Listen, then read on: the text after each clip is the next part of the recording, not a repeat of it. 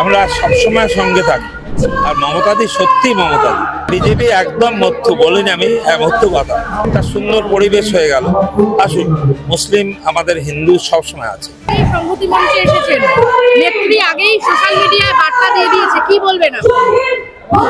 ভালো, আমরা তো চালাতে এসছি, ভালো করতে আসছি, প্রতিবার হয়, সত্যি বলছি। আমরা সবসময় সঙ্গে থাকি। আর মমতাদি সত্যি মমতাদি, মমতা ব্যানার্জি গ্রেট মানুষ। আমি এতদিন ধরে আছি, এটা কিচ্ছু করতে পারবে না, অসুবিধা কথা। একটা সুন্দর পরিবেশ হয়ে গেল। আসুন, মুসলিম আমাদের হিন্দু সবসময় আছে, কোথাও আছে। কিন্তু সবসময় যেটা বিরোধীদের তরফ থেকে বলা হচ্ছে, বিশেষ করে বিজেপি যেটা জানাচ্ছে যে সংখ্যালঘুদের মন উঠে গেছে। আরে মিথ্যে কথা, বিজেপি একদম মধ্য বলিনি আমি, মধ্য কথা। বিজেপি একটা ওয়াস্ট। এই লোকটা আমাদের থেকে চলে যে 4-5টা জন কাগজ পেয়েছিল তখন ভালো। আরে ওয়াস্ট একটা, মানে এত ওয়াস্ট দেখা যায় না। সেই জন্য সব বাজে কথা বলছে, কেউ পারবে না। আমি তো দিল্লিতেও গেলাম, এসে দেখলাম খুব খারাপ অবস্থা। আমরা জিতছি।